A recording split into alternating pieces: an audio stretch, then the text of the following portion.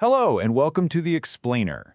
Right now, we are in the middle of a truly seismic shift in artificial intelligence. So we've all seen what AI can do, right? It can generate poems, it can create incredible pictures, but here's the real question. Can it actually think? I mean, can it truly reason, solve really complex problems, and then, justify its answers? Well, that's what we're here to talk about. We're starting to move way beyond simple imitation, toward a totally new kind of AI. And this isn't just a small step, it's a fundamental shift. We're going from just generating content to genuinely solving problems. Okay, so to really get where we're going, we have to be super clear about where we are right now. Generative AI, that's the tech behind the tools like ChatGPT that we all use. It is an absolute master of sophisticated imitation. It's brilliant, really, at recognizing patterns in these huge data sets and then just replicating them to create content that seems plausible.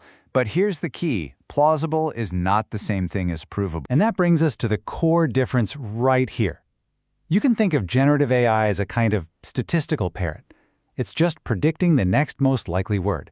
And because of that, it's pretty prone to making stuff up, what we call hallucination. Reasoning AI, on the other hand, is built differently from the ground up. It's designed for logical problem solving. It moves from imitation to actual interpretation. The whole goal changes. It's not just about a plausible answer anymore, it's about getting a verifiable one. A really great way to think about this is using the System 1 versus System 2 thinking analogy. A traditional model, that's System 1. It's fast, it's intuitive, it gives you those one-shot answers. But a reasoning model, that's System 2. It's way more deliberate. Just like this quote says, it actually makes a plan, it thinks about that plan, and get this, it even revises its own thought process to make sure it gets the answer right. That's a huge deal. Okay, so how on earth do you actually build a machine that can think like that? Let's peel back the layers a bit and take a look at the blueprint of a real reasoning machine. So, one of the biggest breakthroughs here is a technique called chain of thought prompting. It's actually pretty clever. Instead of just asking the AI for the final answer, you prompt it to think step by step.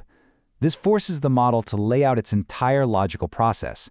It's kind of like when your math teacher made you show your work, right?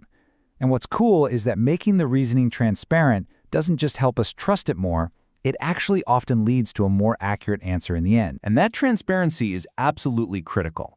It's all about building trust. Sam Altman from OpenAI put it really well. He said that if the AI can explain the steps it took to get from A to B, then we, the humans, can look at those steps and decide if they're actually reasonable.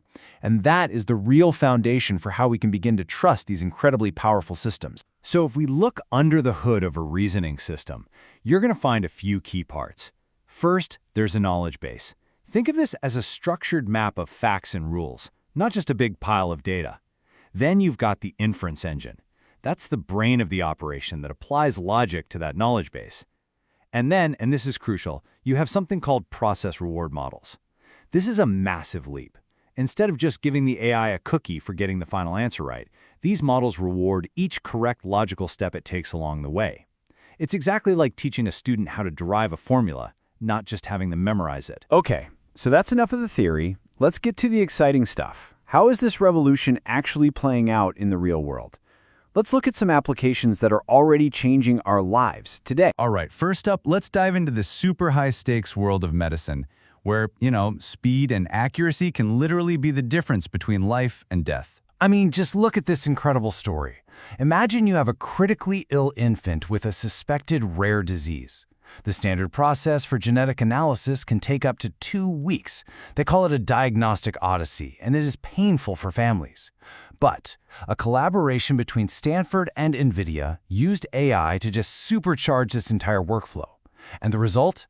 They set a world record. They went from taking a sample to having a diagnosis in just 7 hours and 18 minutes. Think about that. That's life-saving, actionable data between breakfast and lunch. Okay, from medicine, let's switch gears and look at the legal profession. This is another field that's just built on processing absolute mountains of dense, complex text. So you have these AI tools like Robin AI and Harvey, and they are completely changing how legal work gets done. I'm talking about automating contract review, slashing the time it takes by up to 80%. They can analyze clauses and check them against a company's own legal playbook to flag risks, like instantly. And again, the goal here isn't to replace lawyers, it's to augment them. It frees up the human experts to focus on what they do best, high-level strategy. And for our last example, let's turn to fundamental science and see how AI is helping us engineer a much more sustainable future. Okay, this number is just staggering. 32 million. That's the number of potential new battery materials that researchers screened using AI in just 80 hours. To put that in perspective, that's a job that would have taken decades of human work. And the result of all that? They identified a totally new material and actually built a working prototype battery in just 6 months.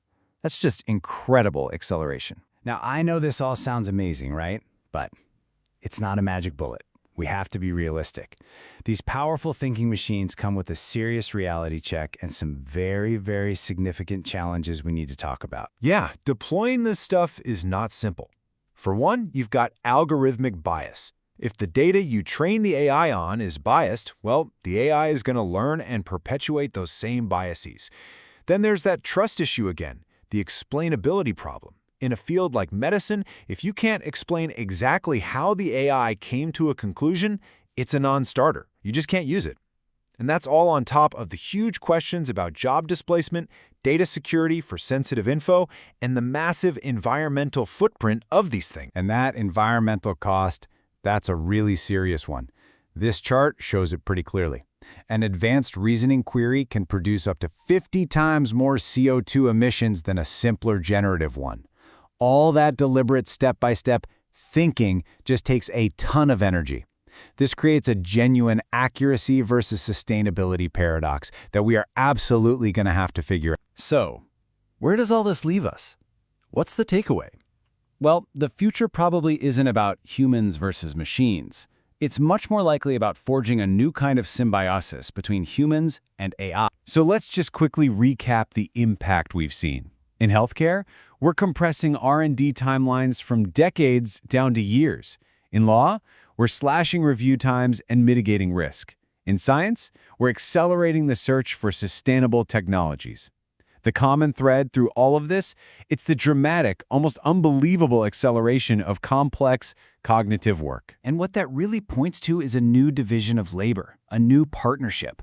We, the humans, will be the ones who define the problems, set the goals, and then validate the outcomes. The AI, it'll be our incredibly powerful cognitive tool that explores the vast solution space and executes the complex logic to help us get there. This kind of partnership, it really does promise to amplify human ingenuity in a way we've never seen before. It could equip us with the tools we need to finally start making real headway on the most complex, most intractable challenges of our time. Things like climate change and curing diseases. Which, of course, leaves us with one final and pretty crucial question to think about. As AI learns to reason, what is the new role for our thought? What is the new role for human thinking? Thanks for joining me.